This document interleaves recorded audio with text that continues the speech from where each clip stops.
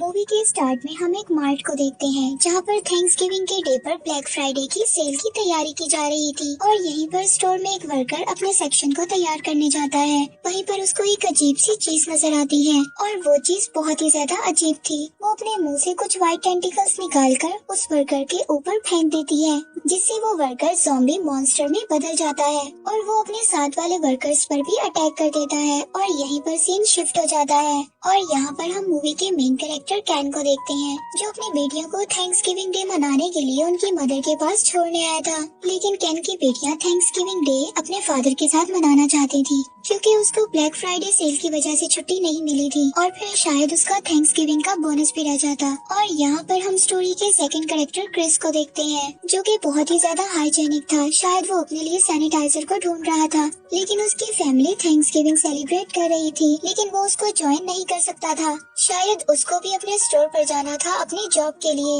और फिर क्रिस को पिक करने कैन आता है। इससे ये बात हमें पता चलती है कि ये दोनों एक ही स्टोर पर काम करते थे और यहाँ पर वो जाते हुए उसी मार्ट को देखते हैं जो कि हमने मूवी के स्टार्ट में देखा था। और अब शायद ये चीज देखकर इनको बहुत ज्यादा हैरानी थी कि इतनी बड़ी सेल वाले दिन ये स्टोर को कैसे बंद रख सकते हैं। अब इसके बाद वो दोनों अपने स्टोर में पहुंच जाते हैं और यहाँ पर हम एक आदमी को देखते हैं जो अपनी वाइफ से बोल रहा था कि उसे कुछ भी अच्छा फील नहीं हो रहा और उसमें कुछ अजीब सी चेंजिंग हो रही थी। और यहाँ पर कैन के स्टोर में थैंक्सगिविंग और ब्लैक फ्राइडे की सेल की तैयारी चल रही थी। और यहाँ पर स्टोर में हम बहुत सारे एम्प्लॉयज को देखते हैं जो कि यहीं पर काम करते थे। और यहाँ पर एक डिलीवरी मैन आता है जो कि कैन से वॉशरूम का पता पूछता है और कैन उसको वॉशरूम का पता बता देता है। और तभी हम एक एम्प्लॉय को देखते हैं जो कि स्मोकिंग के लिए बाहर जाता है और वहाँ पर अचानक से डोर क्लोज हो जाता है और वहाँ पर एक अजीब सी चीज उस पर अटैक करती है। और यहीं पर सीन कट होने के बाद हम बाकी सब एम्प्लॉयज को देखते हैं जो कि आपस में बात कर रहे थे। वो शायद अपने ऑनर के बारे में बात कर रहे थे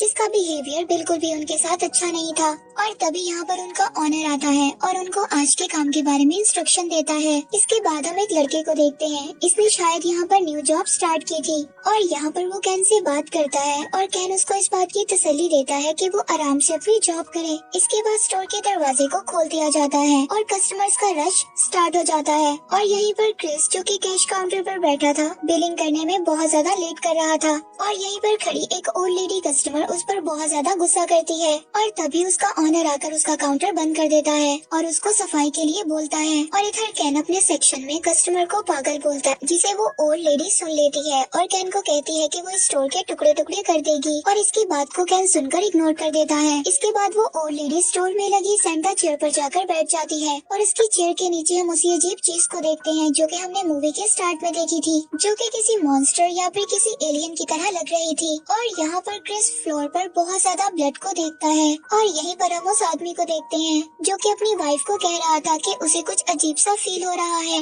और अब वो अचानक से क्रिस पर अटैक कर देता है और उसका चेहरा ज़ॉम्बी की तरह लग रहा था, साथ ही वो काफी ज्यादा मॉन्स्टर की तरह भी फील हो रहा था। लेकिन क्रिस किसी तरह अपने आप को उस आदमी से बचा लेता है, लेकिन एक और लेडी आकर उस पर अटैक कर देती है। लेकिन क्रिस उस लेडी को हिट करके पीछे करता है जिसकी वजह से उस लेडी के ऊपर सारा सामान गिर जाता है। और यहीं पर एक और एम्प्लॉय क्रिस को देखता है लेकिन उसको कोई भी बात समझ नहीं आ रही थी कि उसने लेडी को हिट क्यों किया। इसके बाद दो लेडी एम्प्लॉय क्रिस को पकड़कर बंद कर देती हैं और उससे पूछती हैं कि उसने उस लेडी को हिट क्यों किया, जिस पर क्रिस उनको बताता है कि उस लेडी ने पहले उसको हिट किया था।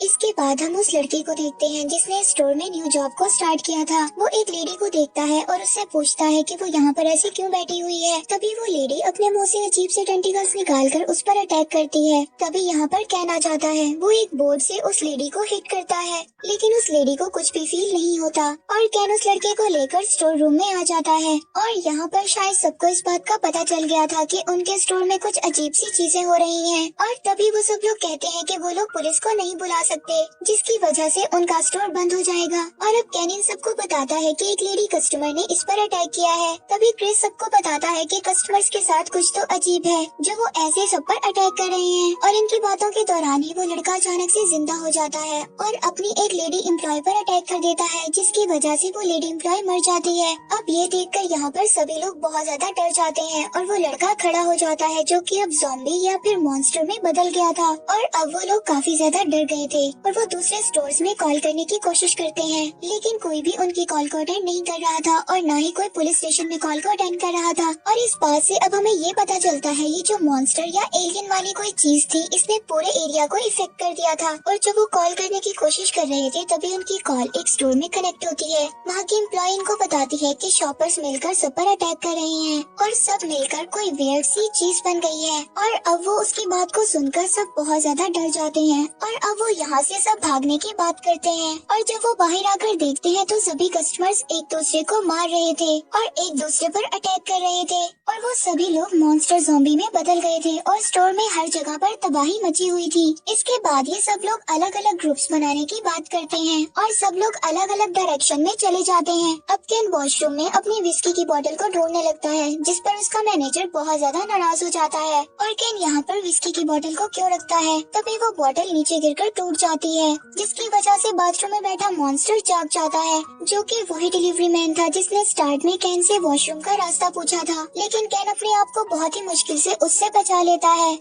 तभी उनकी लेडी एम्प्लॉय कैमरे की मदद से देखती है कि वहाँ पे सभी मॉन्स्टर्स चीजों को इकट्ठा कर रहे हैं और एक बहुत बड़ी चीज है जो सबको अपने अंदर समा रही थी। वो ये सब देखकर बहुत ज्यादा डर जाती है और वहाँ से वापस आ जाती है। इसके बाद सब लोग इकट्ठे जमा हो जाते हैं और केन बहुत ज्यादा गुस्से में था क्योंकि उसकी फैमिली से उसका कांटेक्ट नहीं हो रहा था। इसके बाद मेन डोर के पास लेडी एम्प्लॉय पुलिस की कार को देखती है, जो कि ये देखकर बहुत ज्यादा खुश थी कि शायद पुलिस इनको बचाने आ गई है। लेकिन वो कार सीधा डायरेक्ट अंदर आ जाती है और वो लेडी एम्प्लॉय मर जाती है और अब इसकी वजह से और भी ज्यादा सब लोग डर गए थे। और अब इसके बाद मॉन्स्टर का रास्ता खुल गया था और यहीं पर हम एक एम्प्लॉय को देखते हैं जो कि अपने आप को बचा रहा था। तभी वहाँ पर एक बहुत बड़ी लेडी मॉन्स्टर आ जाती है और वो इसको मारकर इसके टुकड़े टुकड़े कर देती है। इसके बाद क्रिस जो ये सब देख रहा था वो बहुत ज्यादा डर जाता है और वो सबके पास सेफ रूम में आ जाता है। और अब सब लोग शायद थक कर बैठ गए थे और बहुत ज्यादा उदास थे और सभी यहाँ पर एक दूसरे को अपनी अपनी स्टोरी सुनाते हैं। और यहाँ पर ये सभी लोग बहुत ज्यादा इमोशनल थे कि वो अपनी फैमिली के साथ नहीं है और वो इस बात पर बहुत ज्यादा उदास थे कि हम लोग थैंक्सगिविंग अपनी फैमिली के साथ नहीं मना सकते। तभी वहाँ पर एक लेडी एम्प्लॉय को स्नैक्स लेकर आ जाती है और सबके साथ शेयर करती है और वो ये सबसे कहती है कि शायद वो अपना थैंक्सगिविंग ऐसे ही मना सकते हैं। और यहीं पर केन अपनी फैमिली को लेकर बहुत ज्यादा परेशान था क्योंकि उसकी फैमिली से उसका कांटेक्ट नहीं हो रहा था। और यहीं पर हम उस अजीब सी चीज को देखते हैं जो कि आहिस्ता आहिस्ता बहुत ज्यादा बड़ी हो रही थी। सब एलियंस इकट्ठा होकर एक बहुत ही बड़ी चीज में कन्वर्ट हो गए थे जिससे एक बहुत ही बड़ा एलियन क्रिएचर बन रहा था। और दूसरी तरफ जब सब लोग अपने आप को बचा रहे थे तभी केन के हाथ पर कोई चीज अटैक करती है। इसे लगता है कि शायद उसे एलियन ने बाइट कर लिया है और क्रिस उसको कहता है कि वो अपने इस हाथ को काट दे जिससे वो बच जाएगा।